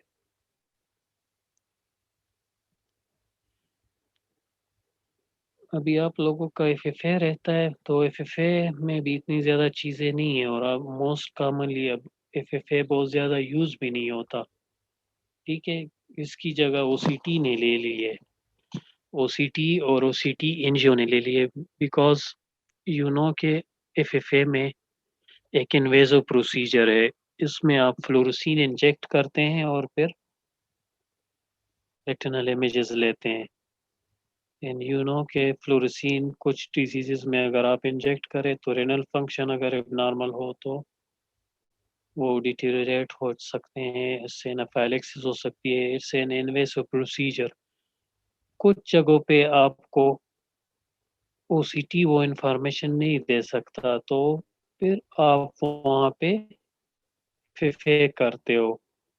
जैसे अगर हम डायबिटीज़ की बात करें तो डायबिटीज़ में कुछ ही इंडिकेशन रह गई हैं एफएफए के। वो ये है कि आपने अगर टारगेटेड लेज़र करना है, आप देखते हैं कि कहाँ पे लीक है, तो आप एफएफए कर लेते हो कि लीक यहाँ पे है, इस जगह को आप हिट करें। अगर आप देखते हो कि ये न्यू वेसल्स है या ये नॉर्मल वेसल्स हैं, तो वहाँ पे आप एफएफए कर लेते हो। अगर आप ये देखते हो कि ये इस्कीमिक मैकुलोपैथी है या डायबिटिक मैकुलर एडीमा की डायबिटिक मैकुलर एडीमा है या इस्कीमिक मैकुलोपैथी है डायबिटीज़ में, तो उसमें आप एफएफए करते हो। ये 2-3 इंडिकेशन रह गई हैं उसमें, डायबिटीज़ में एफएफए की। इसके अलावा most most of the time आप करते हो ओसीटी करते हो यूजुअली, और ओसीटी एंजियो भी कर लेते हो, इस्कीमिया वो भी पिक कर सकता है, ठीक है। तो एफएफए की अभी इतनी ज़्यादा इंडिकेशंस नहीं रही और बहुत कम करते हैं लोग, तो इसलिए ये चंद इंडिकेशन जहाँ पे अभी ये एप्लीकेबल है, इसकी वजह से आपको थोड़ी बहुत एफएफए की वो स्टेप्स का पता हो, और कुछ अगर आपको उसके फिगर्स आ जाएं, डायग्राम्स आ जाएं, तो आप उसके इंटरप्रिटेशन आपको उसकी आती हो तो। सर जी जेएलसी में जो ओसीटी है उसके थ्रू हम ये फंडस ओसीटी एनजीओ कर सकते हैं। नहीं, उसमें ओसीटी एनजीओ नहीं है, एक केटीएच में है, ठीक है, और जी प्राइवेट सेटअप्स में है, उसमें ओसीटी एनजीओ है। हमारे वाले में ओसीटी एनजीओ नहीं है। OCT NGO is a different thing और फंडस फ्लोरेसिन एंजियोग्राफी डिफरेंट थिंग है, ठीक है, ये आपको पता होना चाहिए। Yes sir. एफएफए में हम डाई देते हैं और उसका फिर उसका मशीन भी डिफरेंट है। ओसीटी एनजीओ में आप कोई डाई माई नहीं देते, वो वस्कुलर फ्लो जो होती है ब्लड वेसल्स में, ब्लड का जो फ्लो होता है उससे इमेज बनता है और उससे कैपिलरी स्ट्रक्चर्स की इमेजेस बनती हैं। कोराइड का अपना कैपिलरी स्ट्रक्चर का अपना शेप होता है। आउटर न्यूक्लियर लेयर में जो है, सॉरी इनर न्यूक्लियर लेयर में जो है टी प्लेक्सिस, उसका अपना स्ट्रक्चर होता है, और जो सुपरफिशियल वेसल्स हैं उनका अपना होता है। फिर ये ओसीटी इन जो आपको मुख्तलिफ लेवल पे इनके कैपिलरी बेड कंप्लीट दे देता है, जैसे पूरा नर्व फाइबर लेयर में जितनी ब्लड वेसल्स है वो सारी आपको एक पिक्चर में कंप्लीट एक पिक्चर दे देता है, उसको बोलते हैं इन फेस इमेज। जैसे आप केक को काटे हॉरिजेंटली, बिल्कुल सारा ऊपर जो लेयर है क्रीम का उसको काटे और उसकी इनर साइड को आप देखें तो उसको इन फेस इमेज बोलते हैं। तो ये ओसीटी आपका कोरी कैपिलरीज के लेवल पे भी इन फेस इमेज देता है, डीप कैपिलरी प्लेक्सिस पे भी देता है, और सुपरफिशियल कैपिलरी प्लेक्सिस पे भी आपका इन फेस इमेज देता है। फिर उसको आप देखते हैं उस कि ये नॉर्मल है या एबनॉर्मल है। वो आपको नॉर्मल का डिफरेंट शेप्स होती हैं और एबनॉर्मल की डिफरेंट होती है, उसकी अपनी इंटरप्रिटेशन होती है। ये ओसीटी एनजीओ की बात कर रहा हूँ मैं, जी सर। ठीक है। तो उसमें ये जी इन सर। फेस इमेज का वो आता है, और इन फेस इमेज आपको बता दिया कि अगर आप केक को हॉरिजॉन्टली काटे, वर्टिकल नहीं, हॉरिजॉन्टल काटे और जो कटा हुआ आपने उसको हॉरिजॉन्टल अपने सामने रखे, तो जो स्ट्रक्चर आपको नज़र आ रही है उस कटे हुए एज पे, सरफेस पे, that is the in face image of that cake. इसी तरह इन फेस इमेज ओसीटी का, कोरियोकेपिलरिस का भी होता है, सुपरफिशियल प्लेक्सस का भी होता है और डीप प्लेक्सस का भी होता है, और एक चौथा भी होता है ब्रुक्स मेम्ब्रेन के लेवल पे। तो उस पे आप अगर कोई एबनॉर्मेलिटी आप क्लिनिकली देख लें, आप समझते हैं कि ये कोराइडल लेवल पे है, तो आप वो सीटी एंजियो कर लेते हैं। वो आपको क्लियर कट कह देता है कि ये वस्कुलर एबनॉर्मेलिटी है और कोराइड के लेवल पे है। ठीक है, पहले उसके लिए अवेलेबल नहीं था तो हम कहते थे, इतना श्योर नहीं होते थे हम कि ये कोराइडल न्यूवस्कुलर मेम्ब्रेन है या नहीं है। अभी ओसीटी एंजियो ने काम आसान कर दिया, वो आपको उसका इन फेस इमेज दे के आपको बता देता है। ठीक है, ये आप सारे जानते हैं कि फ्लोरेसेंस इज अ प्रॉपर्टी, के उसमें आप एक टाइप की वेवलेंथ आप उससे उस मॉलिक्यूल को एक्टिवेट करते हैं और वो फिर एमिट करते हैं दूसरी वेवलेंथ। तो ये फ्लोरेसेंस की प्रॉपर्टी है। तो सोडियम फ्लोरेसिन फ्लोरेसिनेट है कि फ्लोरेसिन है, this is a substance which is injected into the when, cubital when जो एल्बो के ऊपर है, यहाँ इंजेक्ट करते हैं या जिस वेन में भी करें। ठीक है, और फिर उसको एक लाइट से एक्टिवेट करते हैं और वो फिर ब्लू लाइट से एक्टिवेट करते हैं, फिर वो ऑरेंज लाइट इमिट करता है। ठीक है, तो because of this fluorescence property of the fluorescein, it is use for fluorescein angiography. ये रिटर्न सर्कुलेशन का डायग्राम है, ये आरपीई है, ये ऑफ्थेल्मिक आर्टरी है। ठीक है, ये सेंट्रल रेटिनल आर्टरी है, कर्सर नजर आ रहा है उसके ऊपर, यस सर। Yes sir. और ये शॉर्ट पोस्टीरियर सिलियरी आर्टरीज है। ठीक है, तो जो शॉर्ट पोस्टीरियर सिलियरी आर्टरी है, they are in direct communication of ophthalmic artery. तो इसमें सबसे पहले डाई आएगा, ये कलर भी इन्होंने किया हुआ है।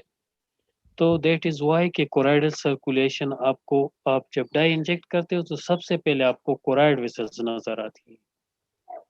वो इसलिए नजर आती है कि short posterior ciliary arteries are direct communication of ophthalmic artery, और उसमें डाई पहले पहुंच जाता है, जबकि central retinal artery they take some time 2 to 3 seconds choroidal vasculature, अगर उसमें फ्लोरेसीन आ जाए तो उसके बाद 2 to 8 सेकेंड्स बाद रेटिनल सर्कुलेशन में डाई आएगा। पहले आपको कोराइडल सर्कुलेशन नजर आएगा।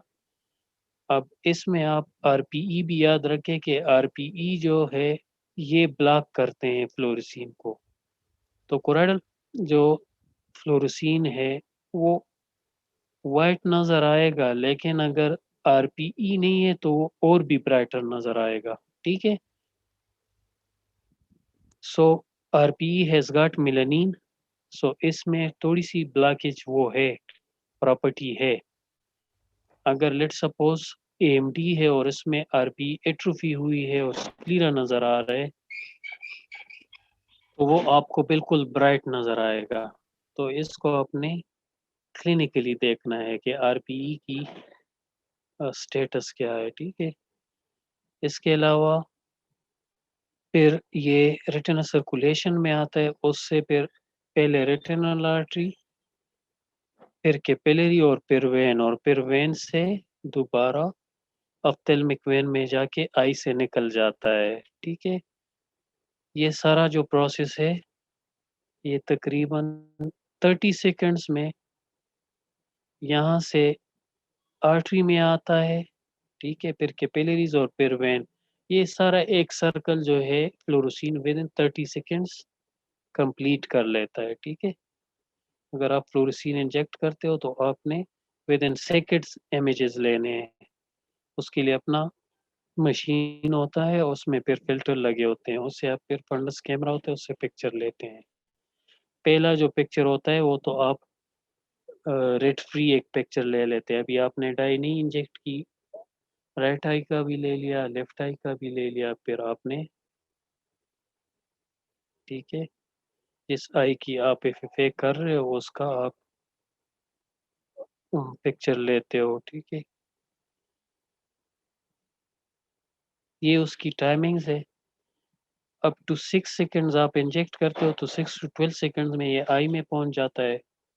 9 सेकंड्स में ये पोस्टीरियर सिलियरी आर्टरी में होता है, फिर कोराइडल 10 सेकंड्स पे होता है, फिर रेटिनल आर्टरीज में 12 सेकंड्स पे, 2 सेकंड्स कोराइडल सर्कुलेशन से लेट होता है, ठीक है।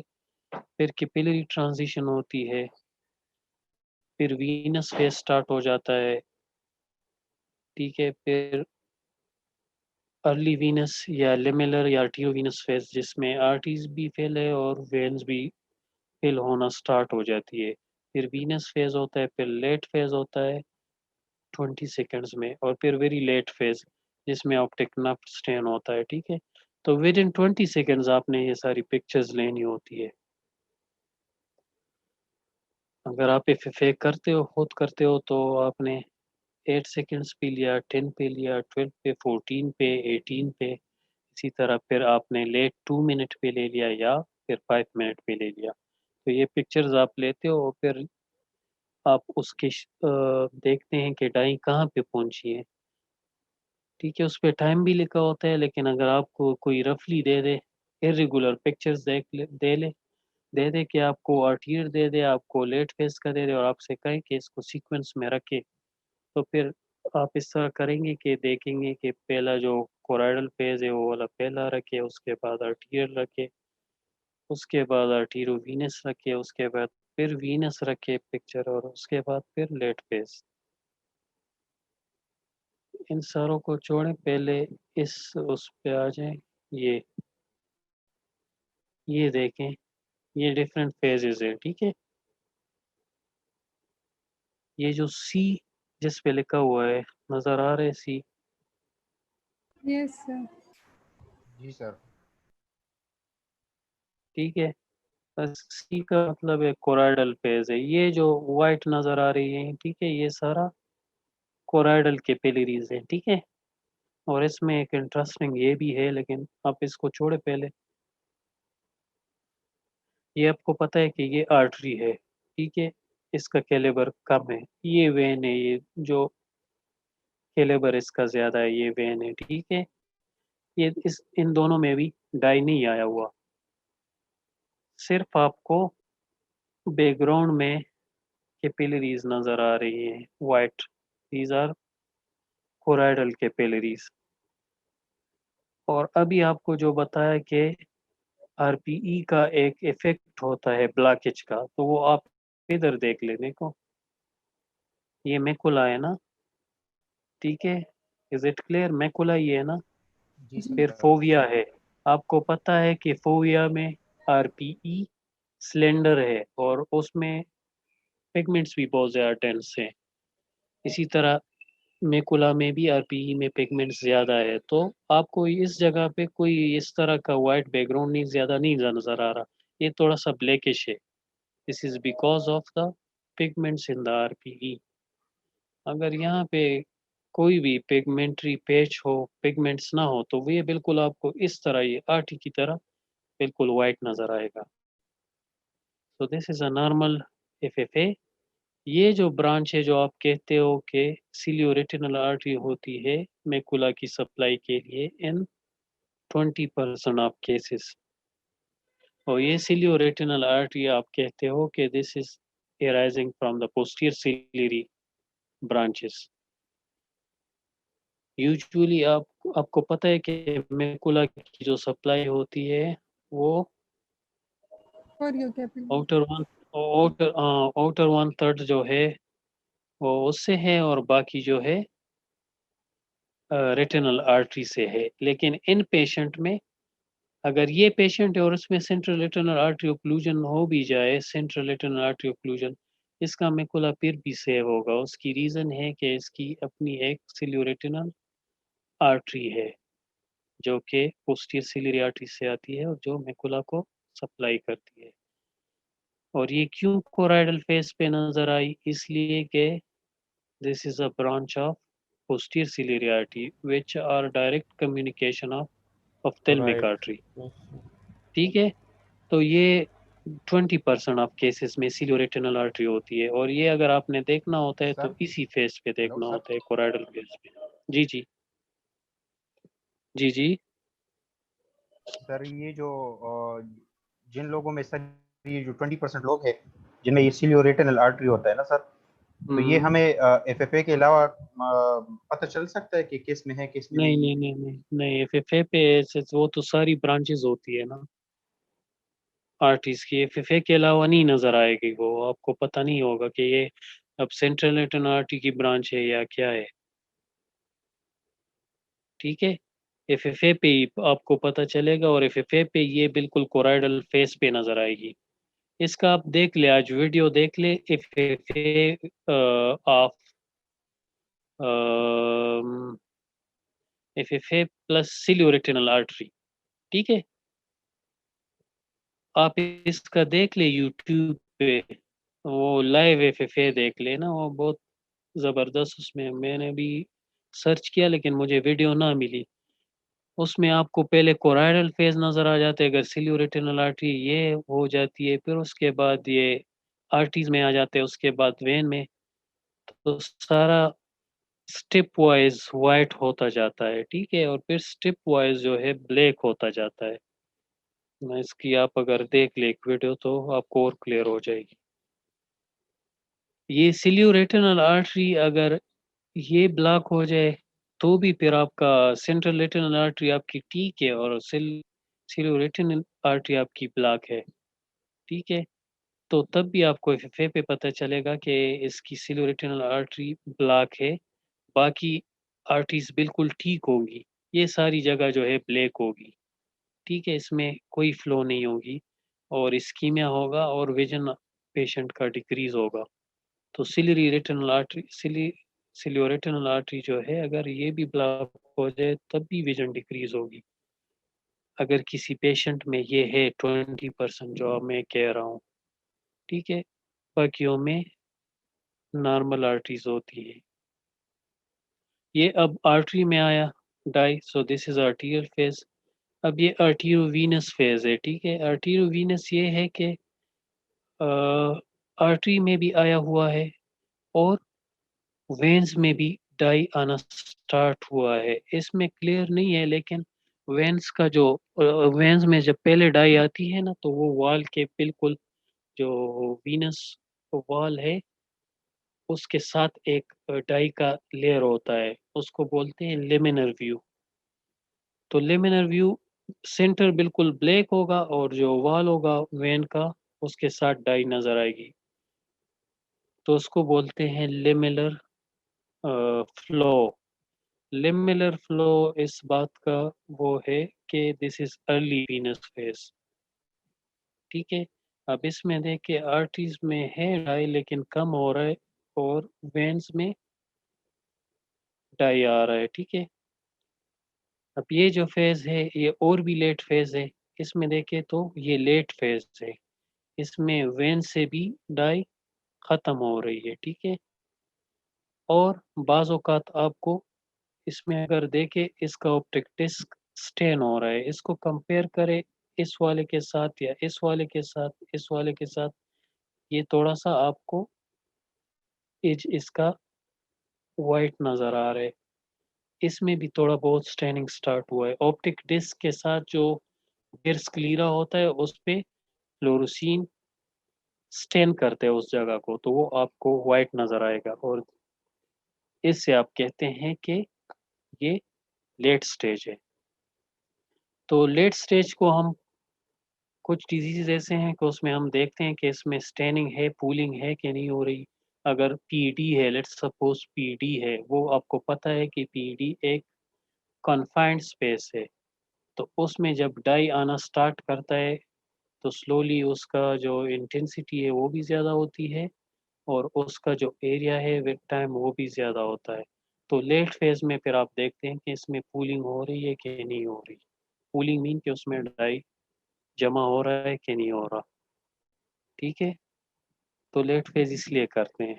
जैसे सर इसमें देखें तो जी जी सर जो आपने भी बताया ना कि अगर सिलियो रेटिनल आर्टरी की ब्लॉकेज हो जाए तो भी विजन डिक्रीज होगी, तो सर उसमें तो कोरियो जो रेटिनल है और सेंट्रल रेटिनल तो सप्लाई कर रही होगी, तो फिर क्यों होगी विजन डिक्रीज इसमें?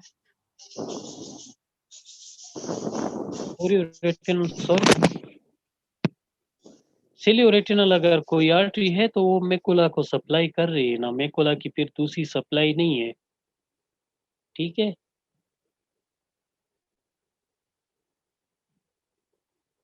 देखो मेकुला की आउटर थर्ड तो वो तो सारे रेटिना की कोराइड से सप्लाई है ना, जो इनर इनर टू थर्ड है वो फिर या सेंट्रल रेटिनल आर्टरी से है या फिर सिलियो रेटिनल आर्टरी से है।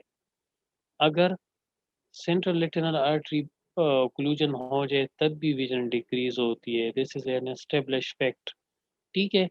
अगर किसी में सिलियो रेटिनल आर्टरी है और उसमें सेंट्रल रेटिनल आर्टरी ओक्लूजन हो जाए तो उसका मेकुला स्पेयर्ड होगा, उसका फिर भी विजन होगा, क्योंकि उसकी जो इनर टू थर्ड ऑफ मेकुला है उसकी सप्लाई थ्रू सिलियो रेटिनल आर्टरी है, सेंट्रल रेटिनल आर्टरी की वजह से उसकी सप्लाई नहीं है, ठीक है। अगर किसी में सिलियो रेटिनल आर्टरी है तो अगर उसका सेंट्रल रेटिनल आर्टरी ब्लॉक भी हो जाए तब भी उसका बाकी रेटिना तो हो जाएगा इस्कीमिक, लेकिन उसका मेकुला फिर भी हेल्थी रहेगा। अगर सिलियो रेटिनल आर्टरी ब्लॉक हो जाए किसी में है तो फिर तो उसका मेकुला एबनॉर्मल होगा, उसमें विजन नहीं होगी। यस सर, समझ आ गया। सो ये कोराइडल फेज है, इसलिए आपको पहले वो पिक्चर दिखा है, इसमें ज्यादा क्लियर नहीं है, ठीक है। 7 to 8 seconds आफ्टर होता है when you inject the dye, और पहले आपको कैपिलरीज नज़र आती हैं, वो कोराइडल नज़र आती है, और इसी स्टेज पे आप अगर सिलियो रेटिनल आर्टरी है तो उसको देखते हैं, ठीक है। और फिर आपको ये भी बताया कि मकुला में स्टेनिंग कम होती है बिकॉज ऑफ आरपीई, वहाँ पे बहुत ज़्यादा मिलानीन है तो ब्लॉकेज होती है। बाकी जो फंडस है वो वाइट नज़र आता है, लेकिन मकुला एरिया थोड़ा सा डार्कर नज़र आता है। Arterial phase 2 seconds after choroidal phase start होता है तो आर्टरीज में डाई आ जाता है, ठीक है। आर्टीरो वीनस में ये है, ये इसमें देखे थोड़ा सा लेमिलर फ्लो जो आपको बताया था, तो वो ये है, ये आपकी आर्टरी है, ये वेन है, वेन के ये देखे सेंट्रल लूमेन के साथ एक वाइट लाइन ऊपर और एक नीचे है, ठीक है। इसको बोलते हैं laminar flow, early laminar flow of the veins, so dye seen along the lateral walls, ठीक है। इसको बोलते हैं आर्टीरियोवीनस फेज के, आर्टरी में भी है और वेन्स में भी डाई आना स्टार्ट हुआ है। ये लेट फेज है और वीनस इससे पहले वीनस फेज होता है फिर लेट फेज होता है, ठीक है। So this is choroidal phase, cilioretinal artery आ रही है, आर्टीरियल आर्टरीज उसमें नजर आ रही है, ठीक है। वेन्स में अभी आना स्टार्ट हुआ है तो आर्टीरियो वीनस है, अभी वेन्स में ज़्यादा है, आर्टरीज में कम हो रहा है, वीनस फेज है, ठीक है। ये लेट वीनस फेज है, ठीक है, और ये लेट फेज है जिसमें ऑप्टिक डिस्क वो हो रहा है। Late phase up to 2 minutes आप लेट फेज पे वो लेते हैं, लेट फेज का पिक्चर लेते हैं 2 minutes after the dye injection, ठीक है। 15 पे भी ले सकते हैं, लेकिन जो है वो 2 मिनट्स पे स्टार्ट होता है लेट फेज। उसमें आप ऑप्टिक डिस्क की अगर स्टेनिंग है वो हो जाती है, अगर कोई वो है क्या बोलते हैं उसको ड्रूजन्स हैं, ड्रूजन्स की हो जाती है स्टेनिंग, ठीक है। अगर कोई बेयर क्लियरा है जिस जगह पे उसकी स्टेनिंग हो जाती है, ठीक है। अब एफएफए की इंटरप्रिटेशन नॉर्मल, एबनॉर्मल और आर्टिफैक्ट, ठीक है। तो आर्टिफैक्ट में यही है कि आरपीई नहीं है, विंडो डिफेक्ट है, मेकुला पे आरपीई बिल्कुल है ही नहीं, तो आपको मेकुला बिल्कुल वाइट नजर आ रहा है, this is called artefact and this is known as window defect. RPE disease है नहीं है, डिजेनरेटेड है, तो कोराइड आपको नजर आ रहा है, और कैसे नज़र आ रहा है? वाइट नज़र आ रहा है, ठीक है? और नॉर्मल ये एबनॉर्मल में या फिर हाइपर फ्लोरेसेंस होगा या फिर हाइपोफ्लोरेसेंस होगा। हाइपोफ्लोरेसेंस तब होगा कि या तो ब्लॉकेज है, कोई चीज़ फ्लोरेसेंस को ब्लॉक कर रहा है, ठीक है? या कोई फिलिंग ही नहीं हो रही, इस्कीमिया है, आर्टरी ब्लॉक है, डाई उधर पहुंच ही नहीं रहा, तो इसलिए आपको ब्लैक नज़र आ रहा है, ठीक है? ब्लॉकेज की फिर अपनी वो है कि ब्लॉकेज क्यों होती है और नॉन फिलिंग की वो होती है, तो इसको आप क्लिनिकली देखते हैं। ब्लॉकेज का भी आपको नज़र आता है अगर कहीं पे वो है, फ्लेम शेप्ड हेमरेज है नर्व फाइबर लेयर में, ठीक है? तो नर्व फाइबर लेयर में आप तो फिर नहीं नज़र आएगा ना, फ्लोरोसिन उसके नीचे नहीं नज़र आएगा, तो आप क्लिनिकली देख लेते हो कोई बड़ा हेमरेज है, उसने ब्लॉक किया हुआ है उस जगह को, तो इसको वो हाइपोफ्लोरेसेंस नज़र आएगा, लेकिन उस ब्लॉकेज की वजह से नज़र आएगा, क्योंकि हेमरेज बना हुआ है वहाँ पे, ठीक है? इसके अलावा अगर कोई ब्लॉकेज नहीं है और आपको फिर भी नज़र आ रही है इस्कीमिक हाइपोफ्लोरेसेंट, दिस मीन के या आर्टीरियल ब्लॉक है या कोई कैपिलरीज ब्लॉक है, वो फिर आप उसके पैटर्न को देखते हैं, ठीक है? तो हाइपोफ्लोरेसेंस इन दो कंडीशन में नज़र आएगा। हाइपर फ्लोरेसेंस या तो लीकेज होगा या पूलिंग होगा या स्टेनिंग होगी या फिर विंडो डिफेक्ट होगा। विंडो डिफेक्ट यही है कि आर्टिफैक्ट के यार पीई नहीं है और आपको पीछे कोराइड नज़र आ रहा है, ठीक है?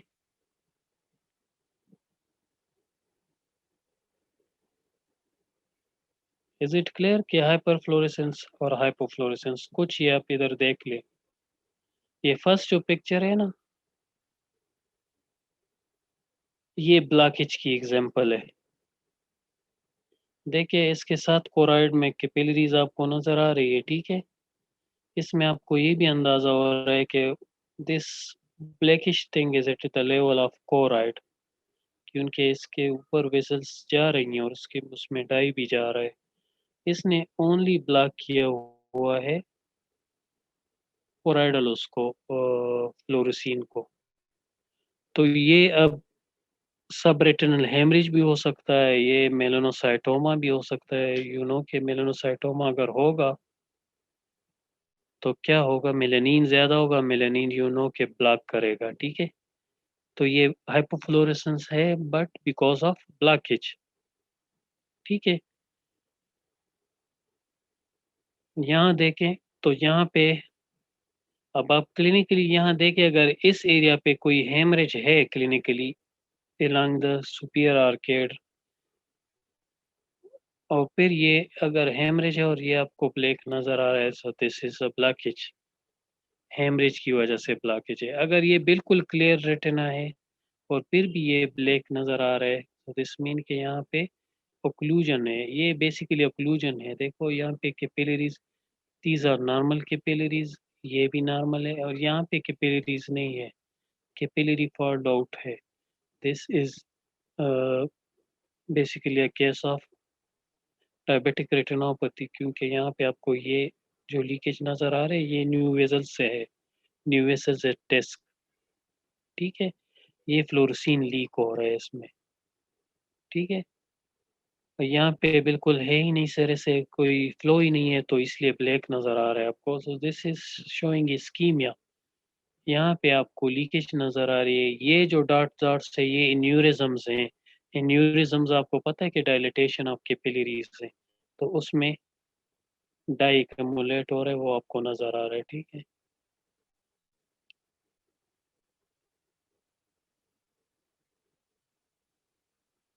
अच्छा, कौन इसको एक्सप्लेन करेगा कि ये कौन सा फेज है जिसपे ये पॉइंटर लगा हुआ है? लेट हाँ, लेट फेज है because optic optic disc disc उधर स्टेन है, इसमें ऑप्टिक डिस्क स्टेन हुआ है, ठीक है? ये मेकुला पे देखे, ये इस स्टार्ट मेकुलर एडीमा का इस तरह पैटर्न होता है, ठीक है? पेटलर पैटर्न से स्टार्ट मेकुलर एडीमा, फूल के जो वो है उसको क्या बोलते हैं, पेटल्स जो होते हैं फूल के पेटल्स को उर्दू में क्या बोलते हैं? होल्स उसकी सर, वॉल्स। हाँ, वर्ड्स क्या? नहीं गुलाब, वो पत्तियां सर, गुलाब की पत्तियां। पत्ते पत्तियां, हाँ, पत्तियां। पत्तियों से भी एक स्पेसिफिक वर्ड है, पंख नहीं बोलते? हाँ, हाँ, पंखुड़ियां। बिल्कुल पंखुड़ियाँ। बिल्कुल। नौदाग गुलाब की तरह वो है, फूल की तरह, पेटलर पैटर्न है सिस्टाइडमिकुलर एडिमा का। ठीक है, ये पैटर्न जो है स्मोक स्टेक अपीयरेंस, यहाँ पे डाई आना स्टार्ट होता है एट कोराइड लेवल। CSR का है ये, ठीक है, ये CSR का है, सेंट्रल सेरेस रेटिनोपैथी। आपको पता है कि कोराइड लेवल पे पैथोलॉजी होती है, तो स्टेनिंग जो स्टार्ट होगी, लीकेज वो स्टार्ट होगी कोराइडल लेवल से, फिर वो ज़्यादा होती जाएगी, तो उसका एक स्मोक स्टेक अपीयरेंस बनता है। और वो ये है, देखिए यहाँ पे ये ऊपर को उठा हुआ है, तनूर चाली दले कलो की, किसी ने देखा हुआ है आओ जी। जी। तंदूर de zanano tanura chuli kana no aga bara smoke expand shi bara kana दिखता आओ kana जी बिल्कुल। स्मोक नीचे जो है वो पतला उसका है, वो होता है, ये वो पतला एरिया है, और ऊपर एक्सपेंड हो जाता है, तो इसको बोलते हैं स्मोक स्टेक अपीयरेंस। ठीक है, ये CSR के लिए टिपिकल है। तो यहाँ से लीकेज हो रही है, फिर यहाँ पूलिंग हो रही है। ठीक है, ये अब लीकेज और पूलिंग का एग्जांपल है। ठीक है, पहले लीकेज स्टार्ट होता है, फिर पूलिंग होती है, पहले एरिया कम होता है, पूलिंग के साथ उसकी एरिया ज्यादा होती जाती है। PED में और CSR में चूंकि आपको पता है कि स्पेस एक लिमिटेड स्पेस होती है ना, जितनी PED होती है उतनी स्पेस में डाई एक्सपेंड होगा, उसकी इंटेंसिटी ज्यादा होगी, उससे ज्यादा नहीं एक्सपेंड होगा जितना उसका लिमिट है PED का। ठीक है, तो ये सारा, इसके अलावा इसका एक और भी होता है इंक प्लांट अपीयरेंस, वो बहुत जो कॉमन है, वो स्मोक स्टेक अपीयरेंस है CSR का। ठीक है,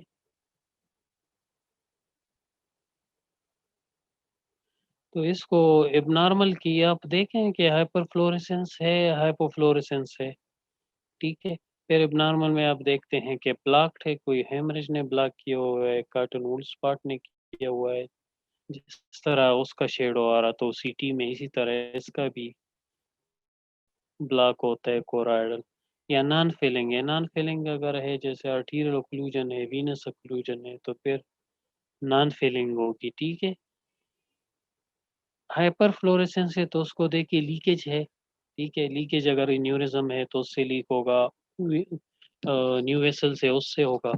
पूलिंग है, जैसे PED है या CSR है, उसमें पूल हो रहा है, एरिया उसका ज़्यादा हो रहा है। ठीक है, फिर इंटेंसिटी भी ज़्यादा हो रही है, स्टेनिंग है कि नहीं है, ऑप्टिक डिस्क के साथ जो स्टेनिंग होती है रेम के साथ, वो नॉर्मल भी हो सकती है। कुछ कंडीशंस में एबनॉर्मली ऑप्टिक डिस्क स्टेन होता है, जैसे नॉन आर्थरेटिक इस्कीमिक ऑप्टिक न्यूरोपैथी, उसमें स्टेनिंग ज़्यादा हो जाती है उसकी। ठीक है, और विंडो डिफेक्ट है, विंडो डिफेक्ट यही है कि RPE उस जगह पे नहीं है, कोई एट्रोफी है, रेटिनल एट्रोफी है, RPE नहीं है, आपको कोराइड नज़र आ रहा है। ठीक है, तो ये आपका FFA हो गया।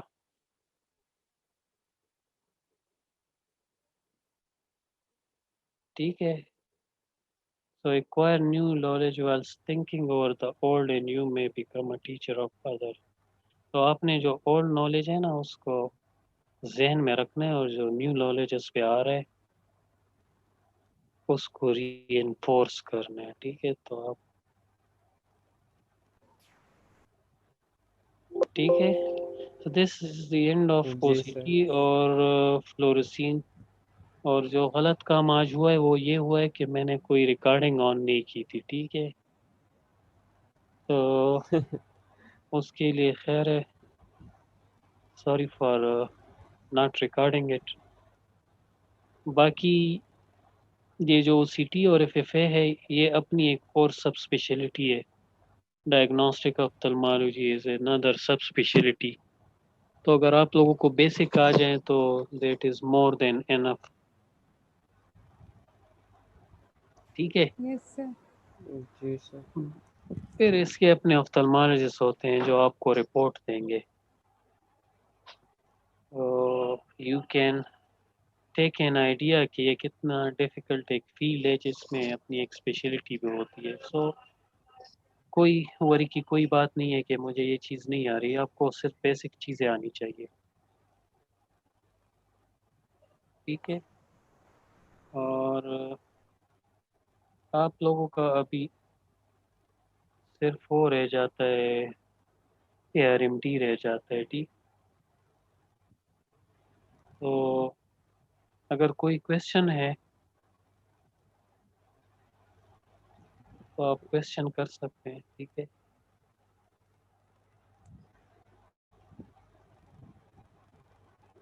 कुछ नहीं है सर।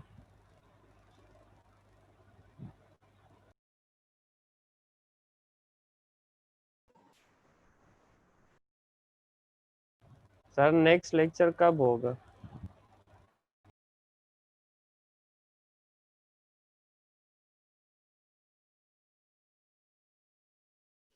यही मैं कह रहा हूँ कि कल आप लोगों की क्लास है कोई?